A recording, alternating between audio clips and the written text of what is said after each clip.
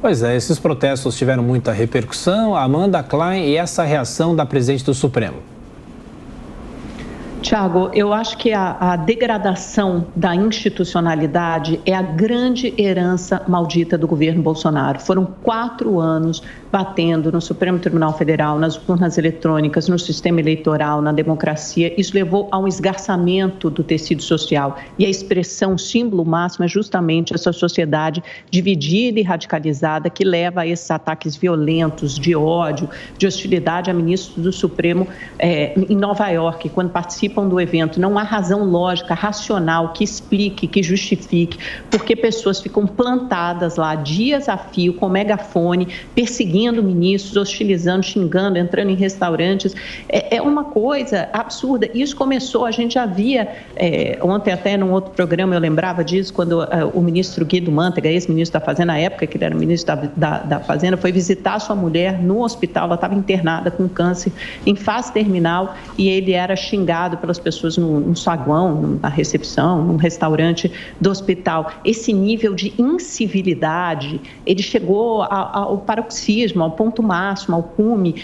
E é insuportável, vai levando a sociedade para uma encruzilhada, um ponto de não retorno, como se estivesse à beira do abismo. Isso precisa ser recuperado. Então, o que eu imagino que esse governo traga, minimamente, é um retorno à normalidade, essa sensação um pouco de normalidade democrática, que aos poucos essas manifestações, em todos os sentidos, desde as manifestações na porta de quartéis generais ou até perseguição a figuras do Supremo Tribunal Federal e outras autoridades públicas, que isso amenize um pouco, não sei se é esperança demais ou ingenuidade demais esperar isso, mas que a gente volte a uma certa normalidade. E aí, com isso, o Supremo Tribunal Federal também volte um pouco à normalidade, volte ao seu quadrado, que todos os poderes ocupem os espaços que lhes são atribuídos pela Constituição, que os cidadãos esperam dele. Porque o que a gente viu nesses últimos anos foi uma saída completa da normalidade, em que houve uma mudança de eixo, os poderes foram obrigados a sair de seus quadrados. Então, tudo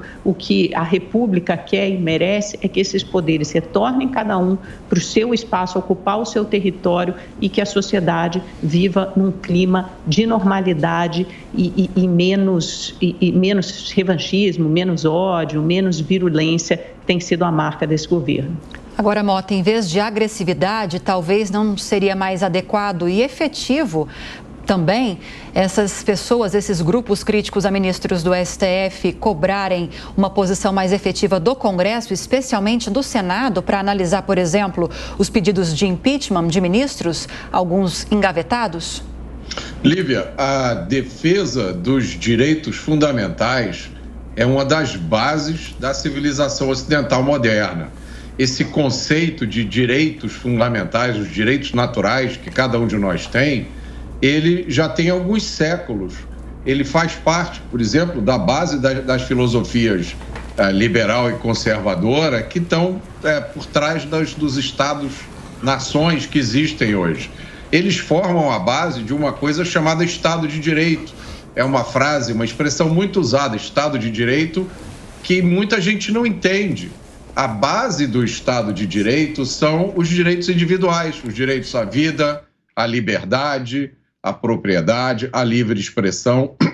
São direitos que todos nós temos, independentes do cargo que nós ocupamos, independente da nossa condição social.